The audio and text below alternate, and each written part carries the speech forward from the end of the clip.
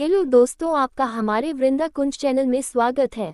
तोते के इस श्राप के कारण माता सीता को सहना पड़ा था पति वियोग। आइए आज के लेख में प्रभु राम और सीता से जुड़ी एक धार्मिक कथा के बारे में आपको बताते हैं, जिसके अनुसार बाल्यावस्था में हुए कर्मों के कारण माता सीता को प्रभु श्री राम से अलग होना पड़ा था। सनातन धर्म के ग्रंथों में बताया गया है कि बुरे कर्मों का फल हमेशा बुरा ही मिलता है, चाहे वह इंसान हो या फिर ईश्वर। इसका एक उदाहरण माता सीता का है, जिसका जिक्र रामायण में किया गया है। दरअसल रामायण कई भाषाओं में लिखी गई है। अलग अलग रामायण में कई तरह की दंत कथाएं मिलती हैं, जिनसे कई लोग परिचित नहीं हैं। इस कथा के अनुसार ये बताया गया है कि आखिर क्यों सीता माता और राजा राम को अलग होने का श्राप तभी मिल गया था जब वो एक दूसरे के गठबंधन में भी नहीं बंधे थे। इस कथा के अनुसार माता सीता को एक तोते का श्राप मिला था, जिसकी वजह से उनको भगवान राम से अलग होना पड़ गया था। तोते के मुंह से सुनी अपना भविष्य। कथा के अनुसार माता सीता बाल्यावस्था में अपनी सहेलियों के साथ बगीचे में खेल रही थी। वहीं बगीचे में एक तोता का जोड़ा पेड़ पर बैठा था।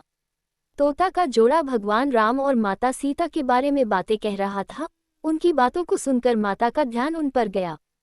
मादा तोता बोल रही थी कि अयोध्या के राजकुमार राम काफी प्रतापी राजा होंगे, उनसे माता सीता का विवाह होगा।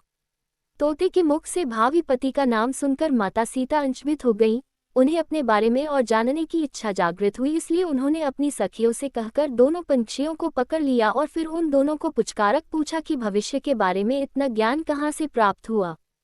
तब पंछियों ने बताया कि इससे पहले हम महर्षि वाल्मीकि के आश्रम में रहते थे, जहां हर रोज राम और सीता के जीवन के बारे में बताया जाता है। इसलिए उनको दोनों के बारे में हर चीज कंठस्थ याद हो गई। सीताजी के सवालों के जवाब देते रहे तोतों का जोड़ा। सीताजी ने पंछियों से कहा कि जिस जानक पुत्री सीता की तुम लोग बात कर रहे हो, वह मैं ही हूँ। मुझे मेरे और राम के बारे में और भी बातें जाननी हैं। तब नर तोता ने कहा कि हे सीता, आपका विवाह अयोध्या के राजा दशरथ के ज्येष्ठ पुत्र राम के साथ आपका विवाह होगा और आपकी जोड़ी तीनों लोकों में सबसे अद्भुत होगी। सीताजी सवाल पूछती रही और दोनों तोता जवाब देते रहे।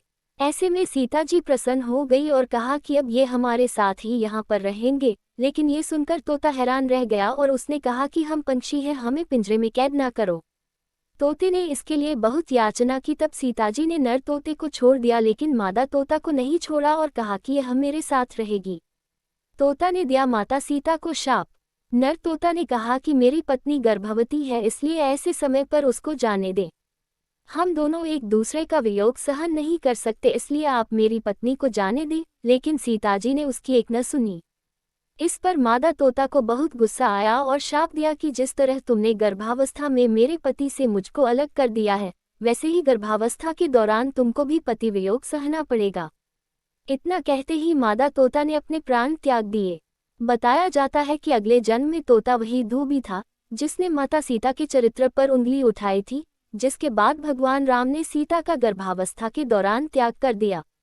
इस कथा से सीख, कभी भी किसी की पीड़ा का कारण न बने। पशु पक्षियों में भी प्रेम और संवेदना होती है। प्रभु की लीला के पीछे गूढ़ रहस्य छिपे होते हैं। धन्यवाद।